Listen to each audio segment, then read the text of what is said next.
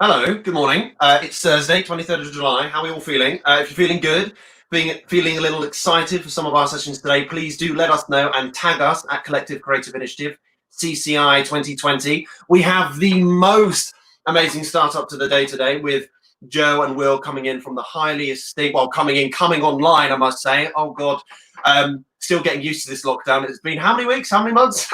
But they're here for a Q&A. If you want to ask any questions, please do subscribe. We're here for an hour and a half. But yes, a quick reminder, subscribers, you can now get 12 months free access to Backstage as we've made a partnership with them, and that is the actor's most trusted source for career advice and casting opportunities. So please subscribe now for access and to check that out. Right, I said we have an hour and a half. Let's waste no time. Joe and Will join us now. Good morning, good morning, good morning. Hi, good morning. Thank you for having us. Thanks for having us. A pleasure, a pleasure. Well, if it's okay, just quickly, before we sit, I was going to say sit down, but we're already sitting down. We're like this, we're online, we're live. Before we deep dive into the success of the Home Mill Theatre, is it okay if we could quickly just look at how you got into this industry of content and how your journey has developed throughout the years to get to the point in which you're at the moment? That's okay. Yeah. It's probably worth going right back to the very, very beginning. Myself and Joe, I came originally from Macclesfield, so a small town in Macclesfield, not too far from Manchester, about 20 miles out, and Joe came from Glasgow originally. I personally got into it quite late into the industry, started lessons but about 16, 17, 18, auditioning for drama schools. And I was lucky enough to go to Lane Theatre Arts in Epsom in Surrey and graduated almost 10 years ago. And I guess from there went into the industry. Joe's journey was slightly different. I think it was on the cards a lot younger for Joe. And he trained initially for 2 years at the Dance School of Scotland and then went to Mount View in London. We both graduated the same year, but we'd never met. And we were fortunate enough to do a great job together, I think in 2012, which was Sasha Regan, the Union Theatres, all male Pirates of Penzance, which opened at the Hackney Empire and then did an amazing tour of Australia. So it was one of those jobs of a lifetime, and we did 3 weeks at the end in Sydney, and that sort of started our relationship, I guess. And then when we came back, we continued to work as performers, and yeah, then a few years later, we took the sort of, I guess, the big sort of leap to kind of go, we both had a pretty bad year. I'd had some vocal problems and ended up having a couple of operations, and Joe had also had a bit of a rubbish year in the industry. So we decided, like so many do, to just make the plunge and move out of London, not necessarily to give up on the industry, but to move out of London. So we moved up in with my mum up north and got a job in a restaurant in Manchester city centre. And it was there really that it was the first time in years I'd spent any time there, and Joe had actually spent no time in Manchester ever before. So we just started to fall in love with the city, and we're meeting lots of creatives and lots of, you know, people in the, well, especially in the restaurant, people that were either training up here, script writers, people with small theatre companies. And the seed was therefore planted that there was an industry outside of London, and, you know, we just took that opportunity to find out as much as we possibly could about the scene and the industry and the community up here. And that was the sort of the start of the beginning, I guess, of Home Mill Theatre. And that's the beauty of being married to he can just tell the story for both of us. Exactly. Well, we've done it many, many times before. Like with that, like seeing the benefits of moving out of London, going up to the north, for those that, you know, they want to chase their ideas, their dreams, but sometimes a lot of ideas are always just left to the side because they don't know how to act on them. So for those graduates, recent graduates, any given professional who have those ideas but just don't know where to look to because they don't have the resources, the financial obligations, anything, where can someone start just to get those gears going? Well, I mean, do you mean with regards to like how they get where they're based, or? Yeah, so well, actually, just looking at it, just setting up, you know, a theatre, for example, like looking at that, having that idea of just being like, where do I look to at first to really build those building blocks if I don't already have the prior knowledge to do such a thing? Yeah, absolutely. I mean, obviously, as well mentioned, you know, we never had any intentions of setting up a theatre. It was never a sort of burning desire for us or a dream. For us, it was about being in the industry, you know, as performers. And I guess, like Will said, just reaching a point, having, you know, we were 4 years out after graduating from drama school. You know, we'd both done great jobs, but we were reaching a point where it didn't feel enough. You know, we were struggling financially, living in London. And we just had to really take stock and say, look, you know, we can still carry on being performers, but maybe we should take some time out of London. You know, we were very fortunate, obviously, that Will's mum was based up north near Manchester, because it didn't feel like, although it was a massive move, you know, ultimately, if we'd got an audition, we could have got a train down to London. It felt like it was still accessible. But really, you know, it came because we're creative people. We're all creative no matter what. You know, yes, you might have trained as a performer, but you're still some sort of creative. You still enjoy the industry that we're in. And we just opened our eyes to a different part of the industry. You know, it really started pre-Hope Mill when Will was having vocal problems, and he decided to produce ended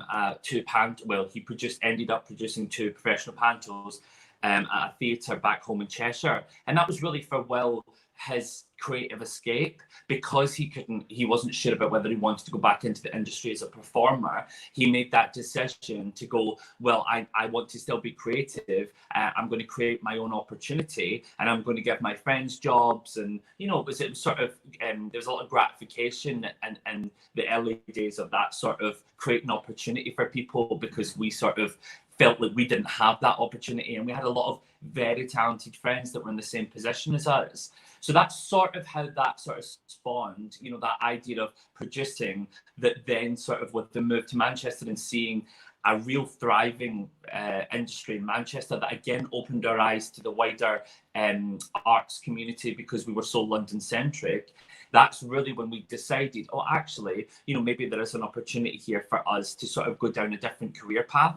And all I would say is, you know, we say don't pigeonhole yourself. You know, you're just a dancer, you're just a singer. Don't pigeonhole yourself in the industry. You're a creative. You know, there's a whole breadth of roles in the wonderful industry that we're in, from directors to writers to producers. You know, so never feel like nothing is unachievable. And all I would say is, you know, we didn't train how to run a venue. We didn't train how to produce a show.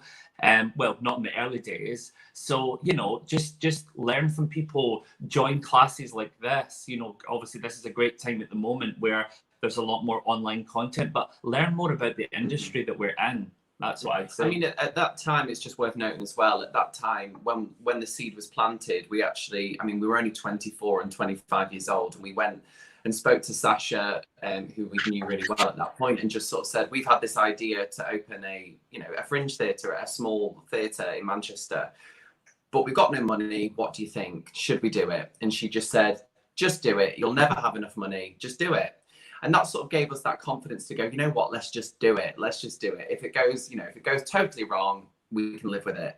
And that's basically what happened. And, you know, we did have literally no money. And we famously say, even to this day, like we started the theatre on £10,000. And that was basically because we were so young and we had no track record in business that we actually could only borrow from the bank £5,000 each. So that was enough for the deposit on the building and then basically a little bit of work to sort of get us open. And then we opened as a cafe within 3 weeks. And that's sort of, the rest they say is history. And we actually found the building on Gumtree because it was advertised as storage, or it'd been previously used as storage. So we went to see this building and we thought it was the best thing ever. And then you move in and you go, oh, it's got no heating. Oh, that's going to be expensive. Oh, it's got no, it needs plumbing. There's no sinks behind the bar. It's all these sorts of things where you kind of go, and how much is that? Oh, wow, okay. And it sort of that realization of going, it was really expensive. But by then we'd taken the plunge. We had to deliver. We had to make it work. And every penny that it made just plowed straight back into it. And we just built it from literally nothing. And a lot of people like giving us tables, and we borrowed lights from the Royal Exchange, and that's literally how it started. And thankfully for us, it sort of just took off quite quickly from there. But the whole lesson, I guess, is that if you don't need loads of money. If you've got passion and dedication with something, you can make anything happen if you're prepared to work super hard and not sleep ever.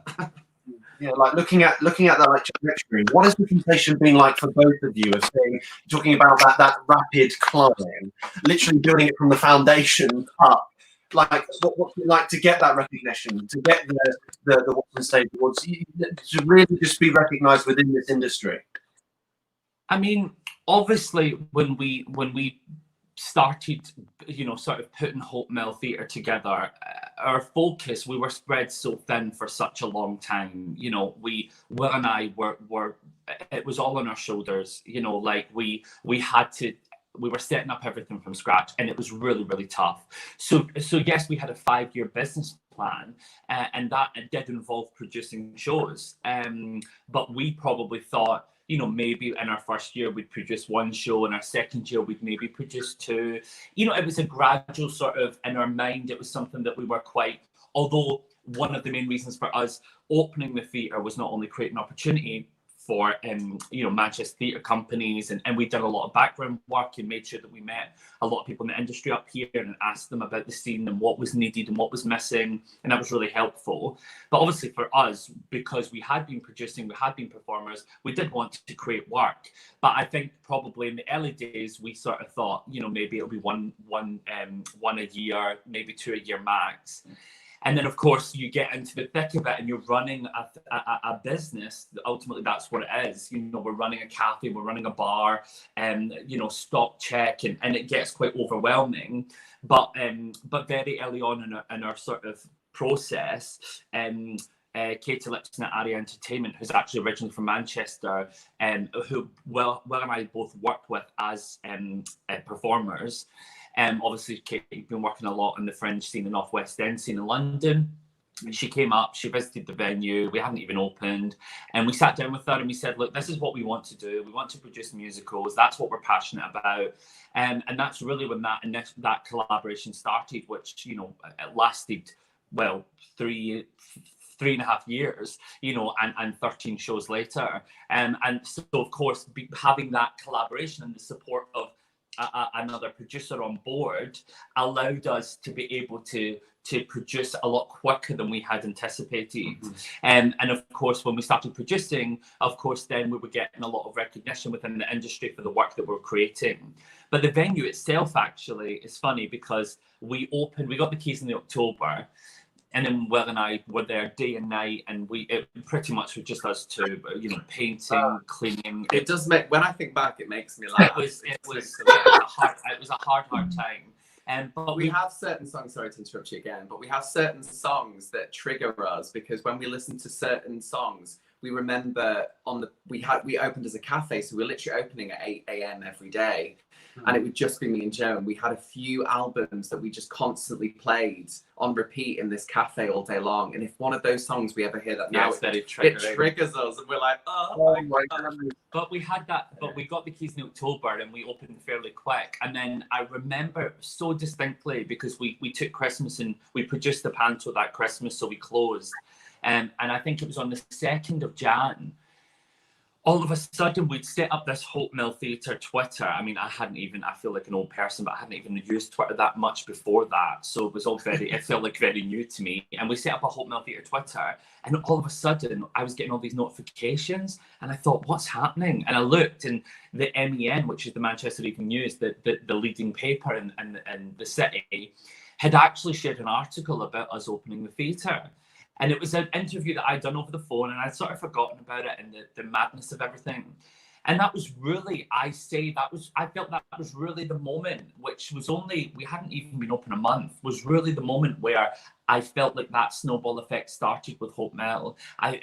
Because then people within the industry and within the arts industry in Manchester, started reading about it. We started getting a lot of emails inquiring about hiring the space. And again, I think that led on to an article then in the Stage. And, so we were already sort of really early on, we were sort of gaining a little bit of momentum and people were just writing about us. And really, well, of course we're ambitious people. I think it's good to be ambitious, and we always wanted Hope Mill to be, well, what it is now. That was always our long-term plan, but it just happened with all of these connections and, getting recognition for doing something rather brave, in a city that sort of, in that sense, was very up and coming with regards to its independent art scene. I think that people, really supported us along the way. And like you say, that first year that we were open, we received an email saying that we had been nominated for the Hospital Club Award, which in all honesty, Will and I thought it was an actual hospital that we'd been nominated in an award, because we'd never heard of the Hospital Club Award, which is, a very well-known in Covent Garden private members arts club. And we'd actually been nominated in the theatre and performance category for setting up Hope Mill Theatre, and we went along and we were nominated in a category with people like Kenneth Branagh and Cynthia Erivo, and we hadn't even been a year old, and we actually ended up winning that award. Don't ask us how, but we did. And it must have been somebody must have rigged it for us. But just that again, that recognition so early on in our process really helped us to just gain. I think the thing is with the awards and the write-ups is they're great, but ultimately we were still there on the ground trying to make this venue work, and it was such early days and we still didn't have a lot of money. But I think what that helped with was just having recognition. So people were looking at us, and we had a focus. We didn't have money to afford a marketing budget. We weren't going to say, we couldn't throw, 20, 30 grand and say, oh, let's promote the venue. We couldn't do that. If people weren't writing about us, there's no way we could get our name out there. So we're so grateful to those people in the early days that really did support us and write about us and the awards that we were nominated for, because it really helped get the venue to where it is now. I mean, it's worth just mentioning quickly as well, just in terms of Joe said, we definitely in the early day, I mean, even now, there's no money in the arts. We all know that. But certainly in those early days, there was, every penny we plowed back into it. And actually for the first 6 months, we always say, like, we literally slept there for 6 months. We slept in this like storage area above the toilets. If anyone's ever been, you'll know. If you look up, you'll see this like horrible storage area. I mean, it literally had no plugs or like lights. There was nothing up there, and it was very bleak. But we did that for 6 months, literally getting up, pretending we weren't sleeping there. But now in hindsight, we can laugh about it. But at the time, we used to get up before someone was going to come in the morning, just to make sure no one knew we were sleeping there. And I guess that's one of the things as well. It was like we were prepared to make that kind of sacrifice to get it going. But like Joe said, there was no sort of financial reward, and we weren't able to take a wage or anything like that for a long time. So when that first award, came, and actually, I mean, we never ever thought we were going to win. We just thought it was going to be this lovely dinner and a lovely opportunity to maybe do a bit of networking. But actually, we ended up winning, and Nika Burns presented the award to us. And at that time, we were like, oh my God, we just met Nika Burns, and she's this amazing theatre owner, producer. I was like, we were so excited. And it was that all of a sudden just gave us that pat on the back to go, keep going, you're going in the right direction. And then we just carried on. And being like surrounded, immersed. All right, you talked about collaboration earlier, and like with Pearson Casting, Collective Creative Initiative, Pearson done Rent for you, and like looking at the casting directors, producers, writers that you're always in contact with. For you, what makes a good collaborator in this industry? Who do you want to be in contact with the upcoming talent that will end up coming out of this lockdown? Well, I mean, we've been very fortunate over such a short space of time. 4.5 years. We have produced a lot of our own work. Like I mentioned, I think it's 13 musicals that we've collaborated on, and each time with different artists, with different creative set designers, lighting designers. That's always the thrill of it. Working with new people and sort of bringing them to the venue and getting them to feel as passionate about that space as we are, because ultimately when we create shows from scratch at Hope Mill, we are creating them for Hope Mill. There's a real beauty about that, because that show was unique to that space at that time. Yes, it might go on further, but it's being created for our space, and that's, you know, that's always a nice feeling when you get those people that you're working with collaborating on your show and getting sort of excited about the space itself. And obviously, you know, we've also collaborated with a lot of artists that are based in Manchester and the Northwest, a lot of theatre companies that we've collaborated with up here, emerging theatre companies that have gone on to do great things and, you know, maybe started their careers with us, and Hope Mill was a real platform and springboard for them to go on to bigger things. We are constantly in Manchester, there's a real focus in new writing. So of course we like to give, you know, platform for new writers. So we have a platform called it's called Powerhouse Platforms, and it's a new writing scheme where new musical theatre writers and new playwrights can submit their work, and it can be premiered under the umbrella at Hope Mill. So it's always amazing to see new artists come through like that. We had our first arts festival this January. Feels like last January because we've been closed, but this January, which was 3 weeks, Turn On Fest. It was a queer arts festival in collaboration with Superbia Manchester Pride. We had a lot of new commissions through that. We were collaborating with a lot of artists in dance, cabaret, spoken word, which was amazing. I think collaborations are key to a venues like our success, really. You know, we are small. It is difficult to produce on our scale because we produce to high production values. You know, we pay people ethically. So really what happens then is it makes it very difficult to shows are very risky to produce. So those collaborations are key and important, because ultimately there's an element of sharing risk on that project, but yet at the same time there's that passion about that project that maybe something could happen with it. You know, so 5 of our shows, you know, have gone on to transfer to London, which is really exciting as well. You know, so there's that element of there's always something that can happen with this show with a partner involved. And obviously going forward, you know, collaborations with other regional venues, smaller spaces like, you know, that are on our scale, as well as other producers, is so important to us. I mean, collaborations can happen really organically. You know, we've had people just approach us and say, you know, directors approach us and say, I've got this idea to produce this musical, and that maybe Will and I haven't actually thought about. And then we go away and we listen and we think, God, that's a great idea. You know, this would really work for our audiences. And then that small sort of chance meeting can then turn into something much bigger. And then obviously there's the ones that we're actually actively planning and pursuing ourselves. So you know, Will and I have been working a lot over the past year on sort of new musical theatre opportunities, new writing opportunities, shows that we want to you know, commission and work on and develop over time. And of course then we might have the idea, and then we might start to then contact people that we think would be right for that. And so that's sort of where we're at the moment. But I'd say there's no collaboration. If it's a new collaboration, you have to take the risk to work with that person, and then you have to learn whether it's working or not. And you just know sometimes it's just an instinct. And you know, we have been lucky with collaborations that we've had, but I think ultimately you've all got to be in it for the same reason. You've got to want the same end goal. You've got to be it's got to be a collaboration. You know, it's got to be something that you're both working towards and working together on. And you've got to also get on well with that person, you know, of course. Like you've got to click with that person, and you've got to want to work with that person. And, you know, and if there's any feeling there that maybe that's, you know, that's not there, then it's like everyday life, isn't it? If you meet someone and you just don't click, then it doesn't work. When having the initial talk with a client, on the off chance approaching someone, what's it like to just have that initial conversation and then see that end product when it full thriving production, like everything? That must be pretty cool.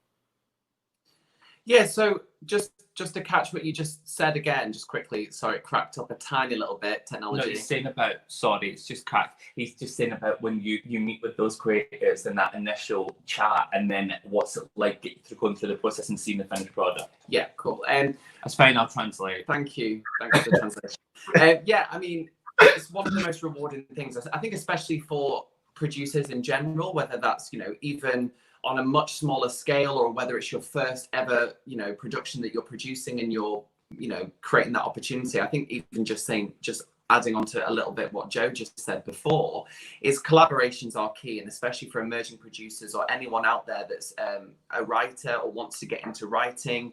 Often those collaborations, finding a producer to attach to that project early on will really help you get that project on. So don't be afraid to reach out, and especially in this time of, you know, there's not a lot happening at this time. It's a perfect opportunity for people to be talking and chatting on Zoom and arranging meetings and be reaching out to other creatives, producers, writers, etc.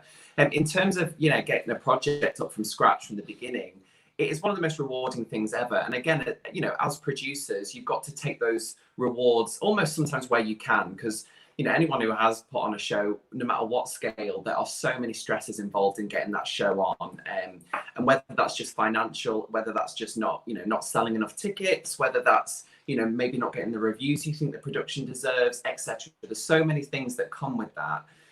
So ultimately, you've got to take those rewards, you know, where you can. And I think one of those ones is when you've nurtured a project. And again, as a producer, whether you've been, you know, creating that team, that creative team, and it's their vision for this production, whether you've just been part of creating that and basically putting all the, you know, bits of the puzzle together to make the recipe for that show, that's a lot of work involved in that. And there's nothing more rewarding than whether it's on opening night or press night or one of those shows where you just sit at the back of the auditorium and you just watch an audience enjoy something that you've been part of creating. And there's nothing more rewarding than that. And you have to take that as, that's your pat on the back. That's your sort of fuel to go, you know, even if money's been lost or it's not gone perfectly, the whole process, you have to go, this would not have happened if it wasn't for me being part of that, you know, part of that team that brought this show up, you know, to the stage.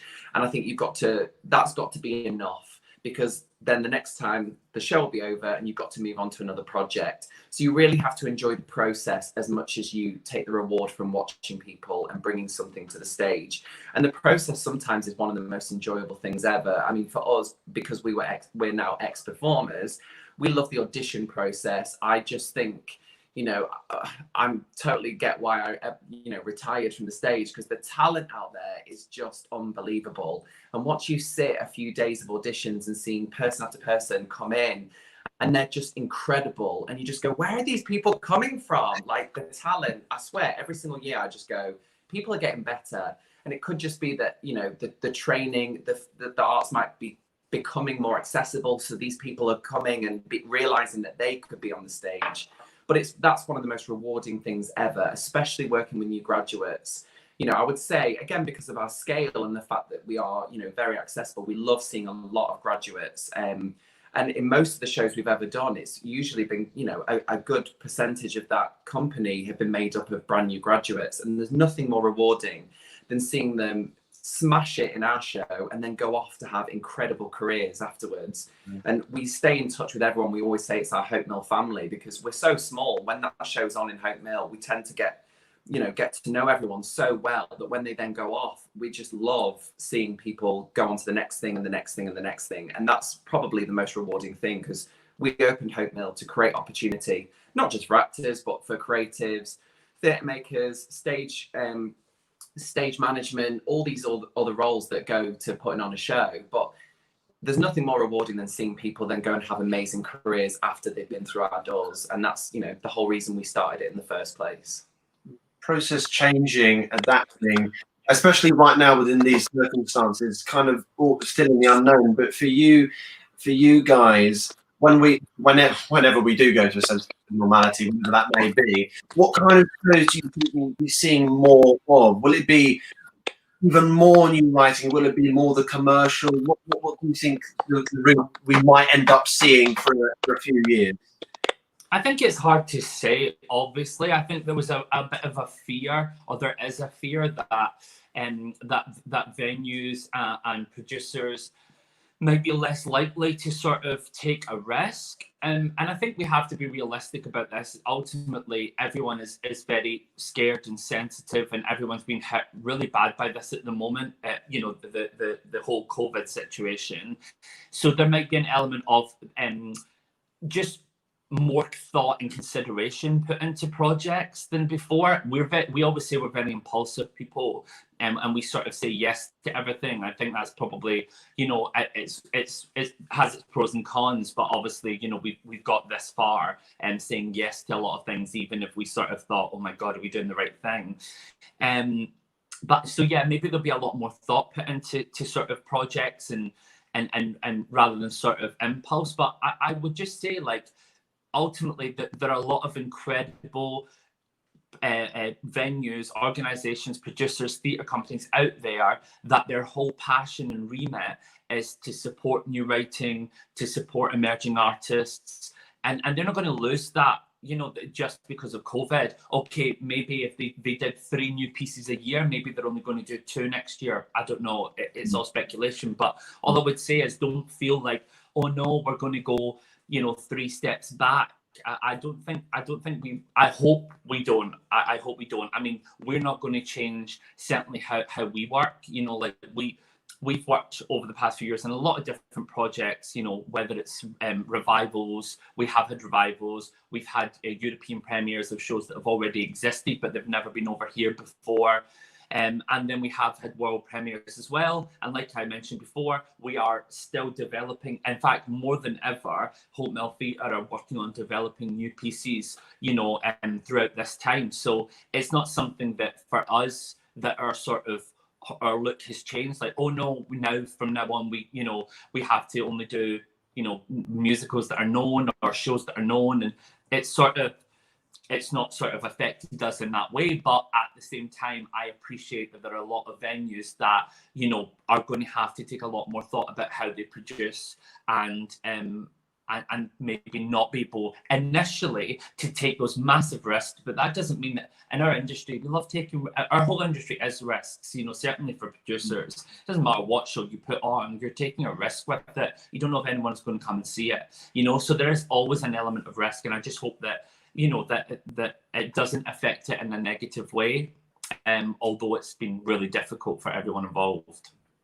Having thought saying yes to everything, for you guys, how have you been able to overcome the challenges you face efficiently and professionally, the home life versus the job, really finding that balance? Because you talked about the struggle at 6 months. The first 6 months you were just literally living there, but how have you been able to give yourself space and time to really look after yourselves? I mean, I think that's the most important question probably that there is. I think initially we probably didn't, and actually we sort of made a couple of decisions a couple of years ago to sort of, I think, react to the situation that we created for ourselves, because no one is responsible apart from ourselves. And, you know, at points we were, you know, I think one year, a few years ago, we were producing 5 in-house shows. We also had 2 of those 2 previous shows in London that year. I mean, 7 productions in 1 year whilst running a venue. And we were fully programmed, and we pretty much have been fully programmed since our 2nd year, every day of the year. We also house weddings, wedding receptions for people. We're now a licensed wedding venue. So our program is literally, and it has been for years, completely back to back.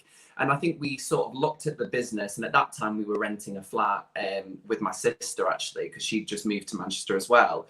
So by the time we sort of moved from above the toilets, we were renting literally around the corner, but we were still working.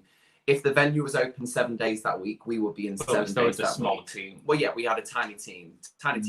And we were pretty much doing everything. I mean, we're talking like cleaning. We were working on the bar. We were working in the kitchen because we were serving food. We'd be then producing the show. So we'd be like in the office all day and then working the show every single night, 8 shows a week. That's kind of how it worked.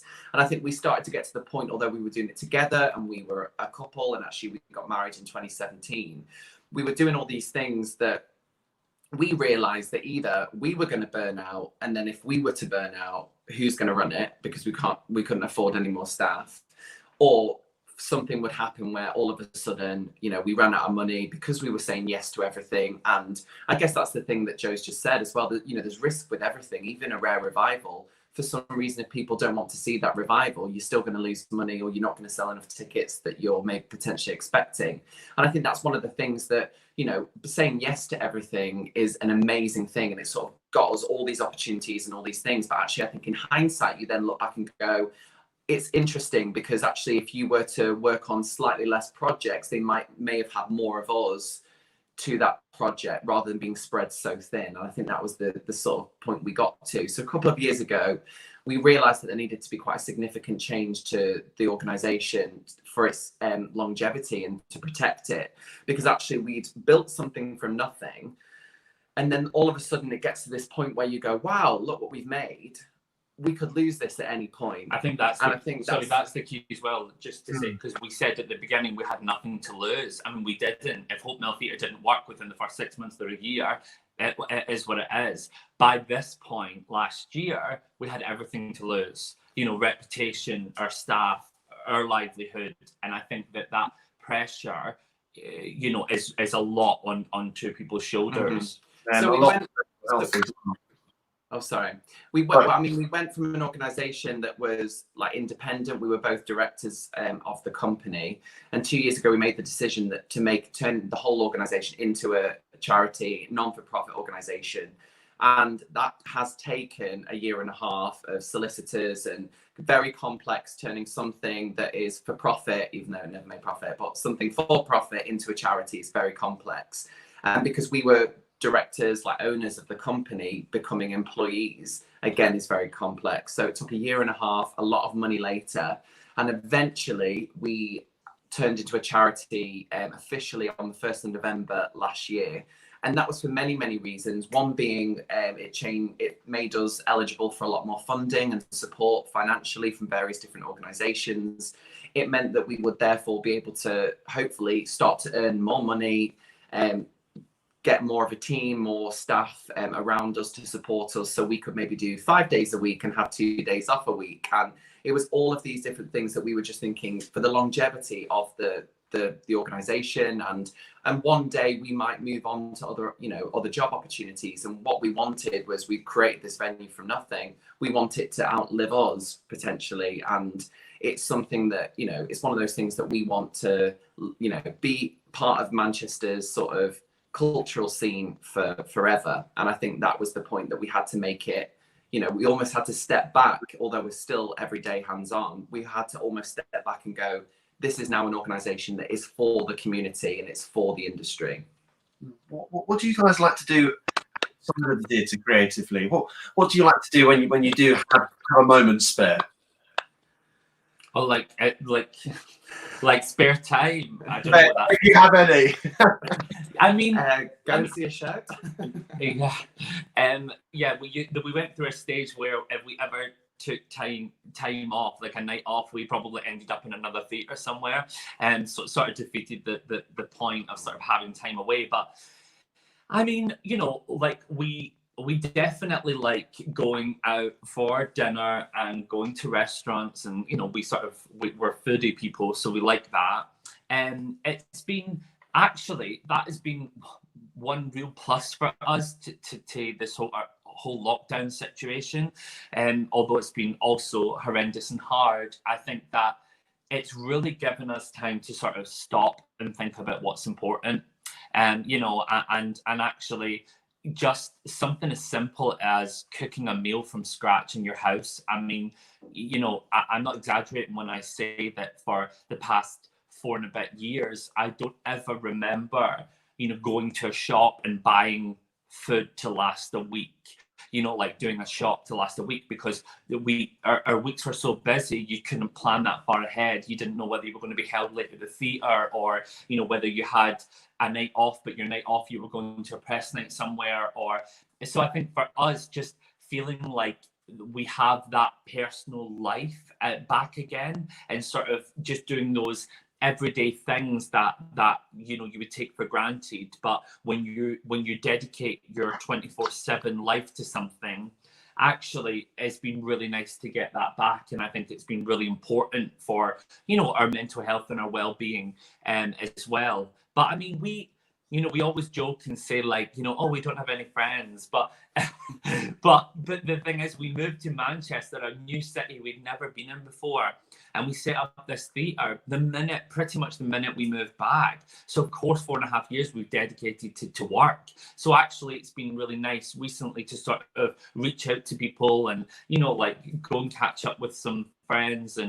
And yeah, that's sort of where we're at. We've got a little dog as well, and he sort of keeps us, well, he's hard work, but he keeps us sane in the sense that, you know, like at one point, in all honesty, like when you're at Hope Mill, there's no windows if you've ever been before, and you know it's inside an old mill, and we would work in there all day and all night. I mean, we literally would be in there all day and all night. And then of course when we got the dog, we used to joke and say he's our reason to go outside, you know, like so obviously during lockdown we've been able to take him on long walks, but yeah, we're still trying to sort of wean ourselves off of that high stress being at the theatre all the time and going, do you know what, we made the decision to transition this into a different organisation, to operate in a different way. And one of those reasons was so that we had the support of people and that we could take a little bit of a step back. And you know, it's not going to happen overnight,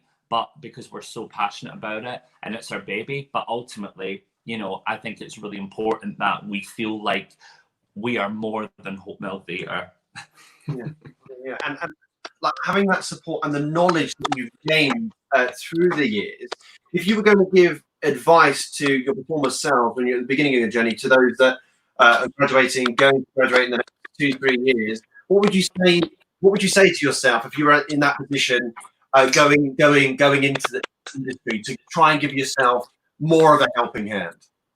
I mean, that is such an interesting question, because I'm a firm believer that you sort of learn by your mistakes. So it's funny with, you know, looking back and reflecting on different decisions we've made with Hope Mill and certain things and that we've done and we've agreed to, or we've done, and, you know, whatever. I think one of the things I certainly would say is, you know, trust your gut instinct, because a lot of the time it's always right. And I think there's times early on where, you know, we sort of went with the decision rather than sort of maybe spoke our sort of mind, I guess. And then when it's not worked out, we've looked back and gone, I wish I'd sort of been a bit more outspoken. So that's something I would say that we probably learned. But I really believe, and like you said, you know, we've learned so much. I mean, we really have learned so much over the last few years. And a lot of that is from mistakes. And they're not necessarily huge mistakes, but you've got to just get on with it. And things don't always go well. And a lot of the time they actually don't. And actually, that's one of the things that makes this industry quite hard. It's like a lot of the time, it's not backs, whether you're auditioning, and then you get that one, you know, that one job, and that's the high. And I think that's what it's like in all areas of this industry for everyone.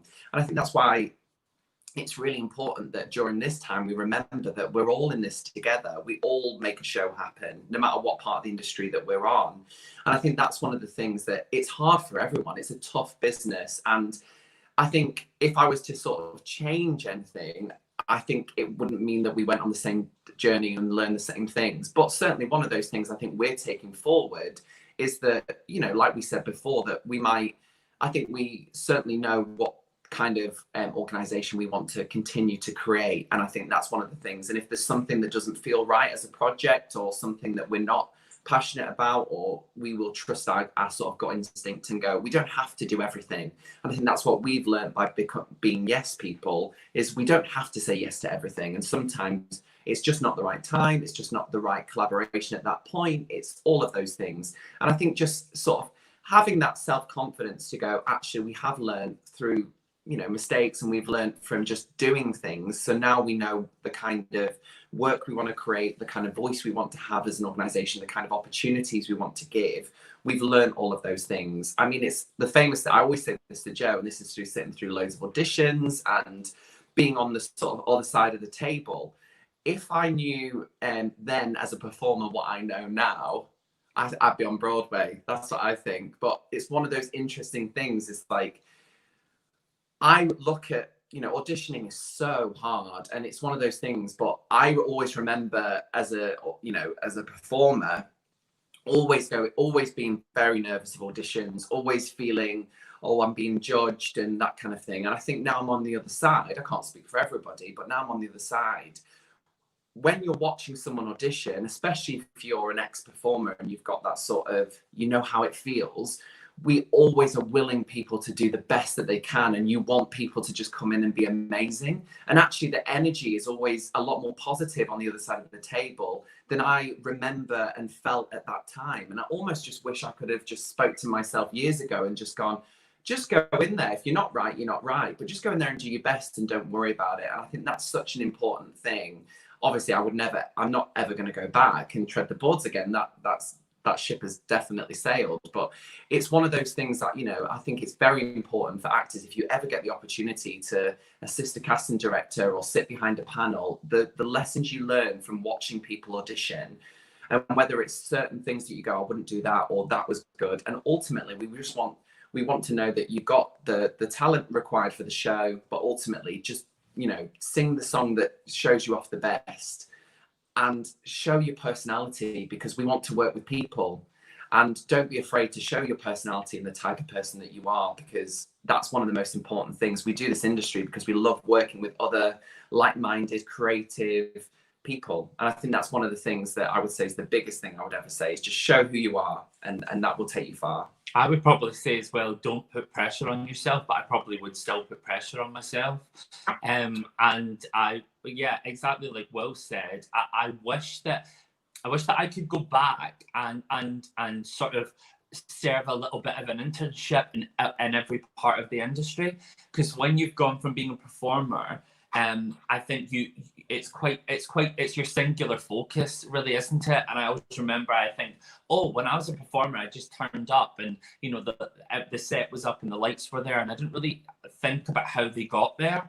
I just was there to do my lines and my dance routine. And I think that actually it's such an incredible industry that we have, and there's so many people that make a show. And I think I wish that I had just, there was some sort of, when I was training musical theatre, that there was some sort of month where you went and did a few days working with a producer or with a casting director, because I really think that you get a better idea of how our industry works. And I think it makes you a lot more open and sort of understanding of different parts of the industry.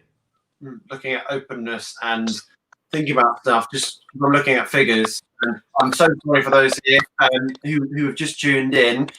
Remember, if you want to ask a question to Joe and Will, please put it in the comments below, and we'll answer your questions accordingly. I've been a bit greedy, and it's nearly 50 minutes, so please, if you want to ask questions, and those just tuning in, please subscribe and put them in the box below. Anyways, until we wait for that, I'm going to ask another question, if that's okay.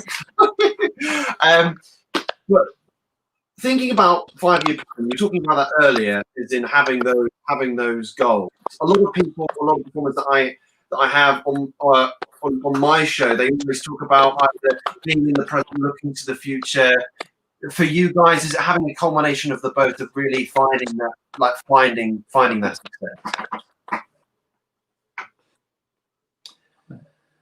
You good? No, because I was focusing on the dog. Could you repeat the question? Sorry. No worries. The dog started gnawing at my feet, so he distracted me. Oh, I have that. For those of you that may not know, what's your dog's name? What breed is it? Archie. He's a Pomapoo, so he's a toy poodle and a Pomeranian. This is the beauty of working from home. We've never had to contend with the dog before, and now we do. Yeah, well, he's really good unless we're on Zoom, and then he's just like, why are you talking into a screen and you're not giving me attention? Yeah, he doesn't like that. He's actually really good. Same with my dog. Oh my goodness. But yeah, I was just bringing up quickly the 5-year business plan that you had. I'm just thinking, for you with that, did you always stick to it? Are you finding success? Do you look to the future? Do you look to the present? Is it a mixture of both? How have you been able to take those stepping stones? Yeah, sorry. Yeah, I I thought that was sort of what you were saying, and then I was like, just wanted to double check. But yes, I mean, the 5-year business plan was very much like the dream. I mean, again, a lot of them were, it was a business plan, but also there were so many dreams in there, like ambitions that we didn't necessarily even believe that they would ever be possible or come true. And certainly one of them was to take a show to London. And we actually did that within the first year and a half of being open. Our first transfer was Yank the musical, which we took to the Charing Cross Theatre. And again, it was just one of those like pinch me moments for us. It was a dream come true. It was just incredible. And I think with all those shows that we did, and even in those early stages, we were doing quite rare revivals, you know, shows like Hair and shows like Pippin and shows that had necessarily had, you know, 5-star pass in previous productions. We were doing those shows that we wanted to bring, you know, different quirky shows if they were revivals to Manchester. So it was more like Manchester premieres or rare revivals or shows that we felt would sort of stand us out at that point. And again, Parade being our very, very first show, it was a Manchester premiere. It had never been up to Manchester before. And it was a big risk, but actually it was a risk that totally paid off, and people fell in love with it because it was one of those shows that it wasn't, you know, jazz hands and things like that. And I think for us at that point, it was a really bold move, and it paid off. I mean, the original 5-year plan probably was, by the end of the 5 years, was to have a London transfer. And we did so many of those things. I mean, we're actually 5 in October this year, so we're not actually 5 years old yet. And we've achieved more than we could ever have imagined. And I think one of the things that, you know, we would have said a London transfer, maybe a UK tour, but we've done those things now. We've done 5 of those shows have gone to London. One's done a UK tour. We've done immersive work. We've done a few shows at the Southwark Playhouse. You know, we've ticked a lot of boxes, and we're so proud of doing all those things because, you know, there's a lot of work behind those transfers, raising money from investment and having investors believe in us and, you know, help us on that journey. You know, we owe so much to so many people throughout the years that have helped us with that opportunity to make all those shows a reality. And they haven't all, I would say, rarely have they ever made money. I think one show has ever made money, but it's one of those things. It's like we've learned the hard way. We've learned by doing, and you know, we're so grateful to so many people who've helped us on that journey. And I think it's interesting at this point, and again, one of the big changes and the big change that happened to the organization is because we've done so much so quickly in that time. Our plan, I guess, business plan, I guess, for the future is very different in terms of, you know, we've ticked a lot of boxes. So we're now looking at the organisation and securing its future and protecting it for the Manchester, you know, cultural, you know, scene up here. And I think one of the things that we've looked at is we were always so, there was never enough money, essentially. What we were doing was we were always getting by and doing what we did, but actually we started to realize that our place within the where we're located in Manchester is a very interesting part of Manchester City Centre, and there's a lot of regeneration, a lot of expensive apartments going up, townhouses, but right behind the theatre as well there's a lot of deprivation, and we're very much situated in the heart of the industrial part that was Manchester. And of course, for many, many years, those areas were forgotten when all the mills and all that industry was gone forever. So there's a real interesting sort of economical area of Manchester. And I think we've really seen the importance of our venue in that area. And there's so much we want to do in terms of community. There's a lot of projects we want to do in terms of youth. So I think as we've turned into the charity, the idea is that, you know, we had grown the organisation as far as we possibly could just on our shoulders. So by becoming an organisation that's a charitable organisation, we've now got a board of amazing trustees, and they all come with different skill sets that have come to the table, and we've been able to increase our staff. So we've got 6 managers for the very first time, all in different fields: box office, technical, theatre management, hospitality, all these different things. And then we've got a really great loyal staff base that do bar stuff, front of house work, and then we've got a volunteer scheme for front of house. So all of a sudden we feel like there's loads of people involved in the organisation, and they're all wanting it to be successful. And one of those things is going to help us grow as an organisation. and be able to deliver not just in the theatre we want to deliver, whether it's new revivals, musicals. The ambitions never changed, and we still hope that transfers in the future will come from Hope Mill. But like Joe said, we also want to commission and create new work and new opportunities. But we also want to give back to our local community and become a venue. We want to be the National Theatre of Ancoats, where we are. We want people to realise that this is their theatre, and we want to give them the work that they want to see, and we want to reflect on the history of our local community, and we also want to give back to the youth. And one of the big projects we're going to be launching, it was meant to be this year, but it's most likely to be next year, is a big youth theatre project. And it's going to be something for our local community. And what we want to do is go right back to the next generation of theatre makers, and not just bring the next act, the actors of tomorrow. We want all the theatre makers of tomorrow, and we want to give back to our community and show that there's so many opportunities within our industry.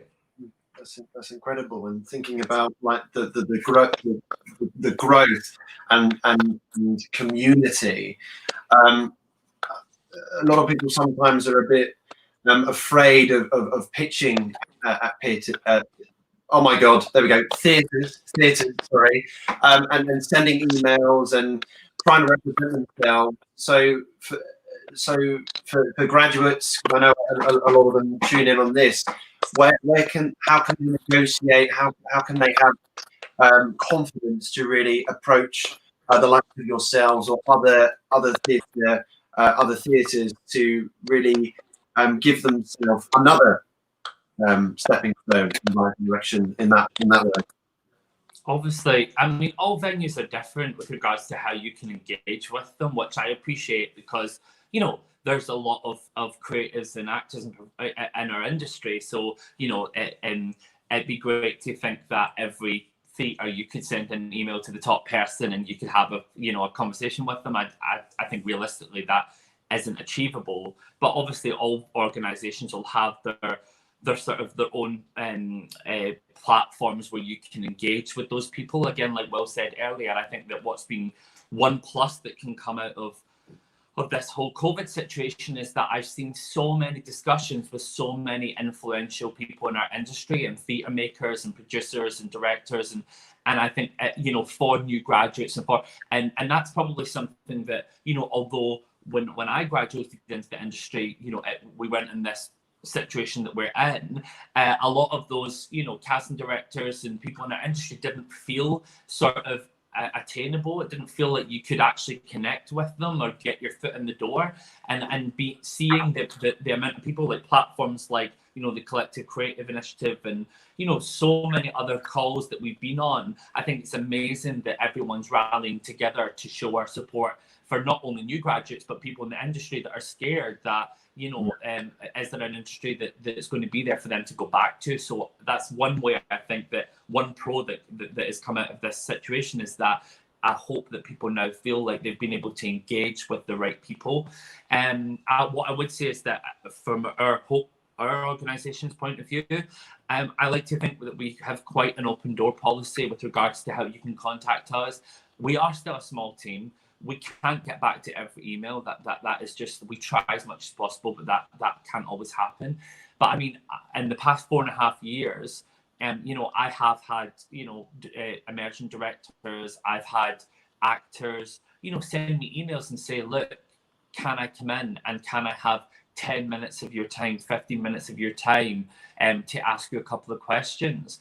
And I'm more than happy to do that. Like, I can't for everyone, but certainly I have done that, and I've met with performers that I met recently before lockdown with a girl who went to train in London, but she's from Manchester. She was back visiting her family and she didn't know whether she should relocate back to Manchester, and she was a bit apprehensive about it because she was getting told conflicting things and she just wanted a little bit of advice. And I was able to just sit down for 50 minutes and chat to her and say, well, this is what we've got coming up, and that sort of thing. So again, it's, don't ever feel like you're all alone, because although you might not be able to connect with or get your foot in the door with certain places, ultimately we're all in this together, and there's a whole supportive community out there. And I hope that one thing that comes out of the COVID situation as well is that, you know, more things like this continue, where actors don't feel isolated or alone. They feel like, you know, they can communicate. Oh, sorry, could you just repeat the last sentence, because it broke up slightly. I'm so sorry. I was just going to say, for actors, don't ever feel like you're isolated, and I hope that they feel like the industry is there and it is open and welcoming. I mean, I was just going to add to that as well, in terms of, you know, we can only really speak for our own experiences, but like Joe said, you know, it all is timing as well. Like sometimes we have the spare time to sort of engage with people that are coming through with certain queries. But for example, with our in-house productions, you know, we have always auditioned in Manchester, but actually starting this year with Cinderella and Rent, we've actually gone down the process of every in-house production we're going to hold an open audition in Manchester, which will be open to anyone that wants to audition. So again, it's really to make sure that we're giving the right opportunities to our community, but of course that's open to everyone. And so many times over the years, like Joe said, we can't necessarily get back to everyone, and a lot of the time things come down to timing. But we've had messages or emails from actors that have sort of been like, I've missed the boat, or my agent didn't get me in for that show, and I'd love to be seen, and if we can, we will. And it's incredible actually how many people have sort of come through that. Again, it's all down to timing, because sometimes there's no slots left, or sometimes the auditions have already happened. But we always try, where possible, if we can get someone in and they're passionate enough about that show, a lot of the time that's half the battle in the audition room. And we've had someone that Joe trained with in Glasgow years and years and years and years ago. And she actually auditioned and went, my agent couldn't get me in for Pippin, my agent couldn't get me in for Pippin. I'd love to be seen in Manchester. We spoke to the casting director. There was a slot available because there was a cancellation. We got her in, and then she went all the way to the finals, got the job, and she did Pippin in Manchester, Pippin when we transferred it to London. Off the back of that, I think she got a new agent. She then went off and did a UK tour of another show. She did an amazing show in Edinburgh, and it really was sort of almost a catalyst for the sort of next leg of her career. And she's always very grateful. And actually, she's the one that brought the talent, and she's the one that sent that message at that time, and we were able to get her in. And actually, so it's credit to her. And sometimes those emails or those messages might, you know, they might not go anywhere, but sometimes one will. So always reach out to people, because it might be a time where they haven't got time to reply to you, but sometimes they will. And sometimes that could be the thing that gets your leg in the door. So always be proactive. That's something I would definitely say I think is really important. Being proactive and going back to those songs that you're talking about, those albums that you listen to that mean a lot to you, showing how you move through the journey. Obviously, yesterday, Creative Initiative, talking to agent JBR, and he was talking about how sometimes people forget that audience is audio. So for you, when you look at a show, someone talking to you, what is it? Is it the score? Is it the script? Is it the actors that might be put forward for it for you? What are the top three things that you really want to see when someone's presenting something to you? I mean, I think when we've come to choices on the shows we've produced or the shows we've collaborated on, I think I mean, I'll speak for myself first, but I would say it's usually always the music that connects me to something first. So it would usually be the music, and then it would probably be the subject matter and whether it connects me in that way. I think music is one of those incredible sort of languages that actually connects to so many people in different ways. And it can be as simple as a melody or something that gives you that sort of, it can just do something to you. And it's interesting, like you just said about songs, like you can listen to a song on the radio and it takes you back years before where you remember listening to that song, or that song helped you get through a time in your life. Like, I think music really has the power to do that. And I think that's why, you know, I think the shows we've worked on over the years all have incredible music. And then again, like you say, I think it's one of those things, you've got to think about the music. You also have to think about, and again, we've always, like Joe said earlier, we choose shows that for Hope Mill. So the dream is that they'll go on, but they're always created and we choose them for Hope Mill first. And Therefore, we have to decide, do we think this show is something that our audiences and Manchester would like to see? And that doesn't necessarily mean it has to be a massive commercial hit. It just has to be something that, whether it's got heart or whether it's got a bit of that sort of northern sense of humour, charm, or whether it's the music, it's got to have something that we believe people will want to see in Manchester. So that's the second thing. And then I guess the third thing is the casting of that show. And I think that's another really, really important thing. So it's whether we go, okay, with this show, who are we going to be attracting, whether that's creative team, all of that type of thing. And I mean, in terms of some of the plays we've done as well, we've really been quite bold in the plays that we've produced.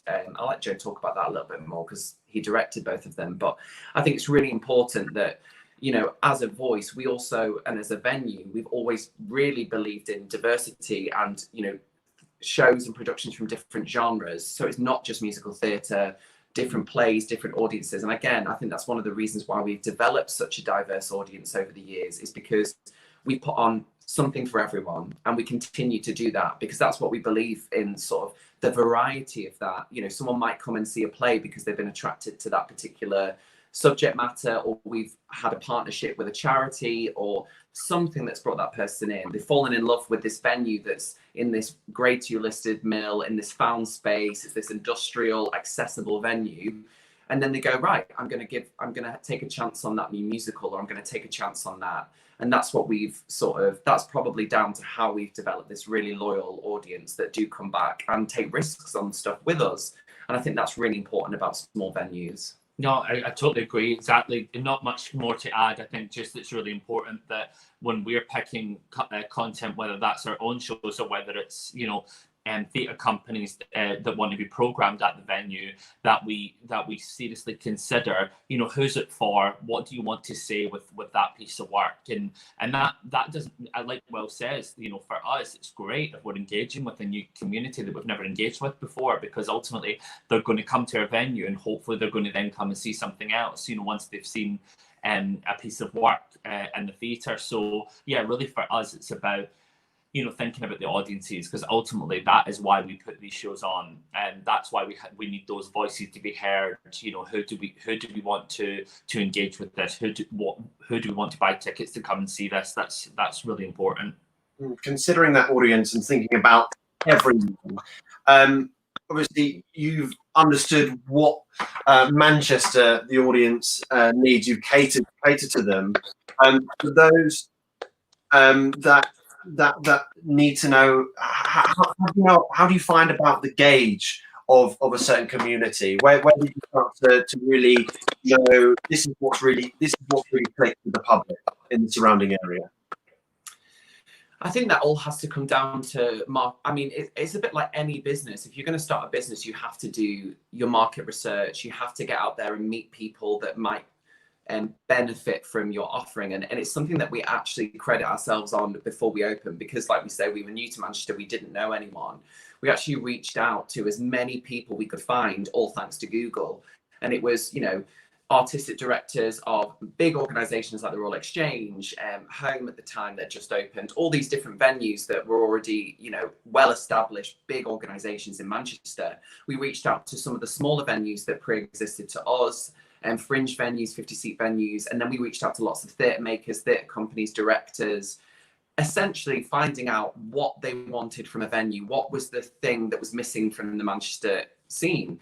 And a lot of them were sort of saying small venue that's accessible to create work, but was a platform, sort of a sort of booster between smaller venues and bigger opportunities in future careers. So maybe somewhere that took itself quite seriously. And that's something that we've always done. Although we're small and we are like a fringe venue, we've always taken ourselves really seriously. And we believe we are we're a massive regional venue. We just happen to be really small and a really small team.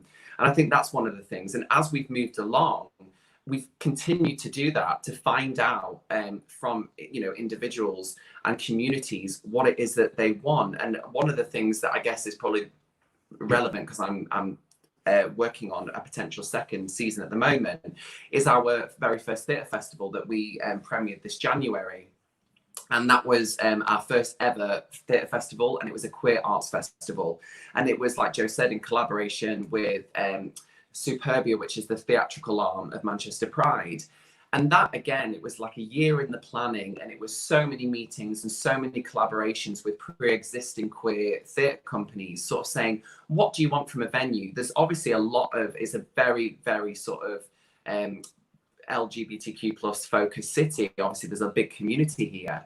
And we just wanted to make sure that we were giving opportunity to people within Manchester and the north. And a lot of festivals that we sort of found from our research that had happened before were given opportunity and getting artists in from either around the country or internationally. And I think we felt the importance of creating more queer work, and also all throughout the community as well. So it was very important for us that we had a representation for trans people and everyone essentially under the LGBTQ plus community felt represented within our festival, and that's what we intended to do. So we made it as accessible as we possibly could. We got some Arts Council funding to support the festival.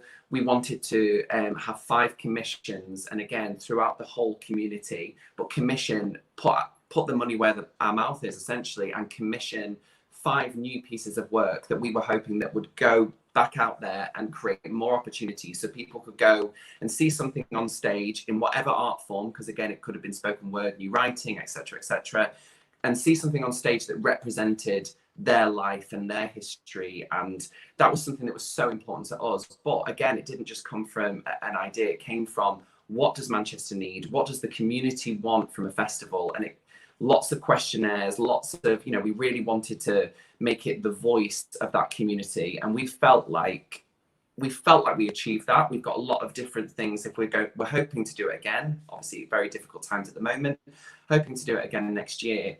But there's lots of things we want to add and change and tweak to the offering, but we've learnt from doing the very first one. I think using Turn On Fest as an example as well with regards to how we engage with audiences, what was important to us was also saying, look, yes, we want to create this sort of work for the community itself, because I learned so much. I mean, I'm a gay male, and I learned so much from that festival that I didn't know about our wider community, and it taught me so much. So it was important that we were educating our own community, but also we didn't want just a queer arts festival that was for queer people. We wanted an arts festival that was for everyone, the whole of Manchester, our loyal audiences that come all the time, because they've got to engage with that world as well. They've got to understand that world as well. And we saw a lot of people that come and see our musicals, that are older people, and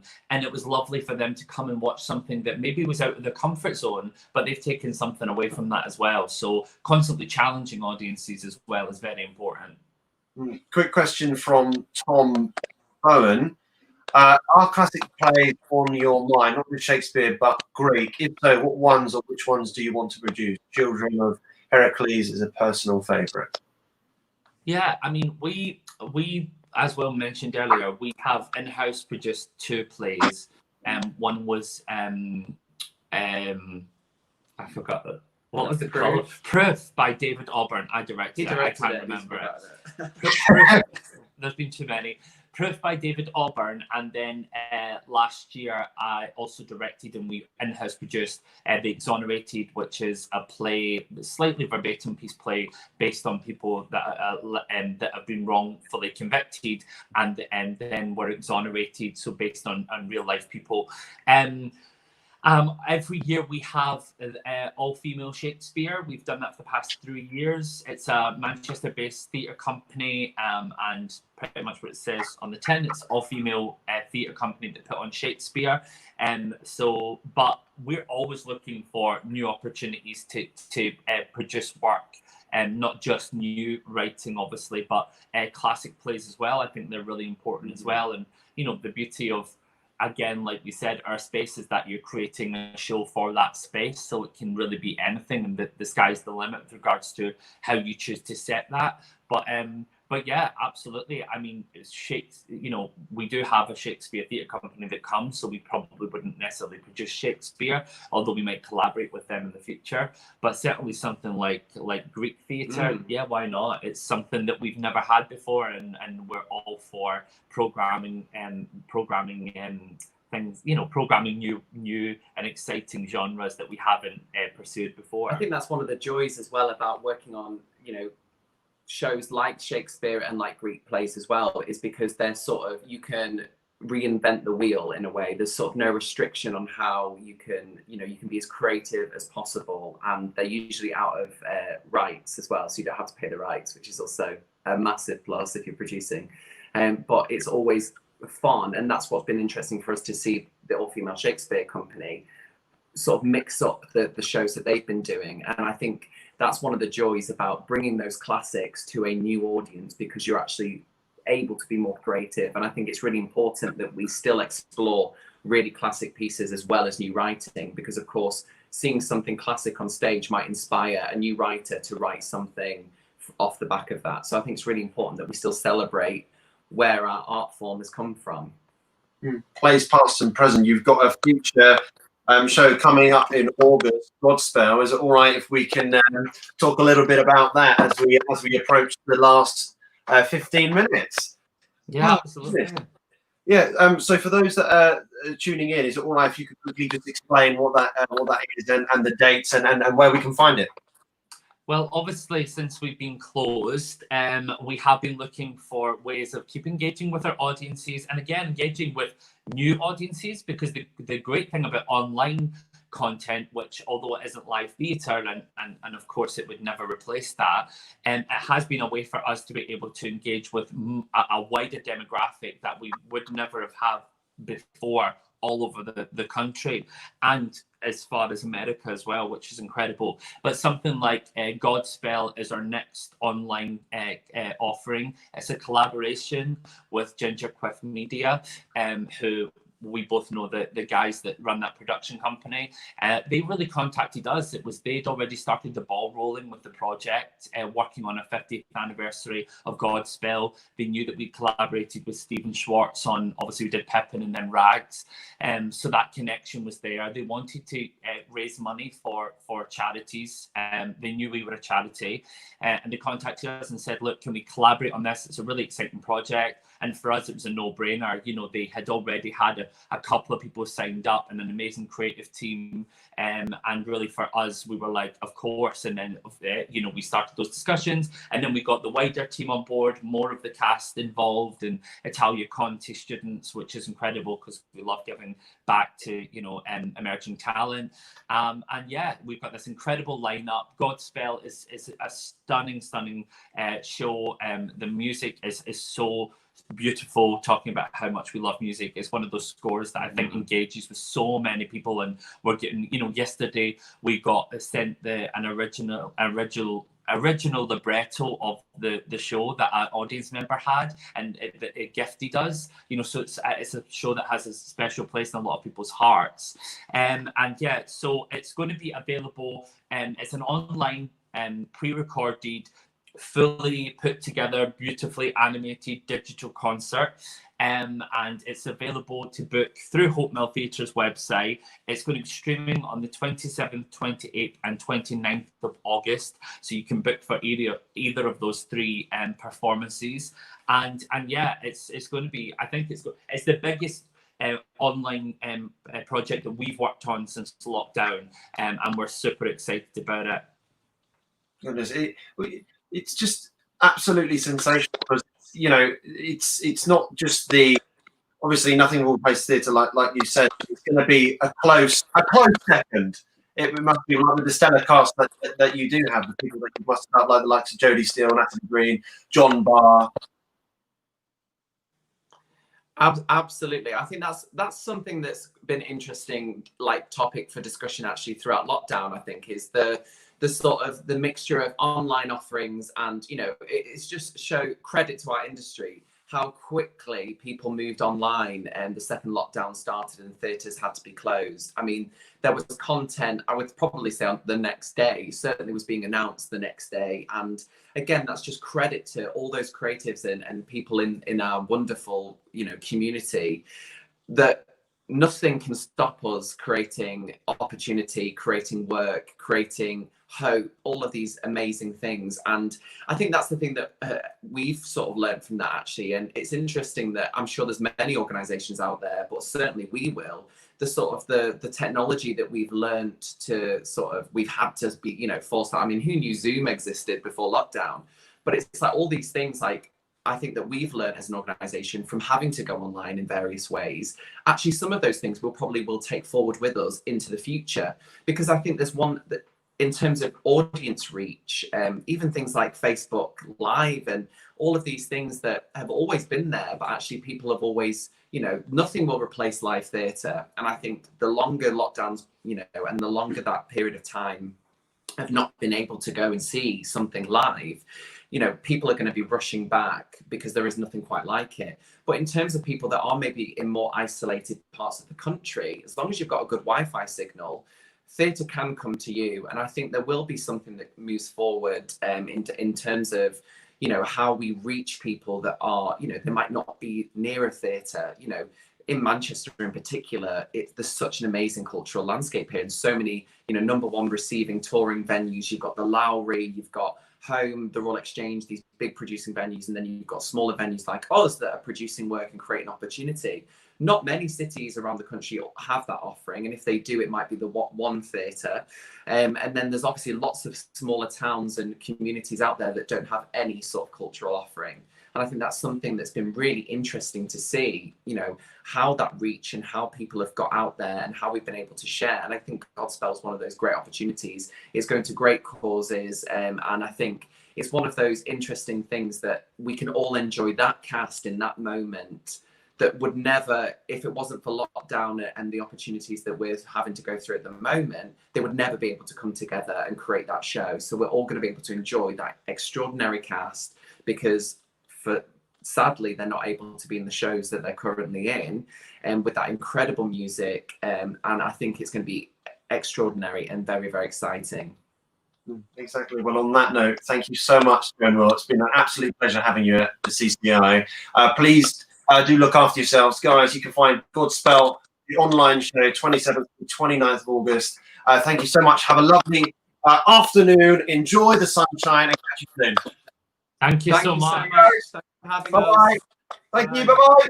Right, that was Joe and Will, everyone, from the Hope Mill Theatre. Righty, from talking about stage award-winning theatre, Hope Mill Theatre, we will now be going to another Q&A at 12 with Sarah Esdale. Sarah's directed some of the corkers throughout the years. In the past 15 months, she's directed 12 episodes of EastEnders, and she's directed some classics, that being Death of Salesman, Cat on a Hot Tin Roof, Deep Blue Sea, one of my favourite plays, and more. Stay tuned for at 12 is Sarah Esdale. Hope to see you there.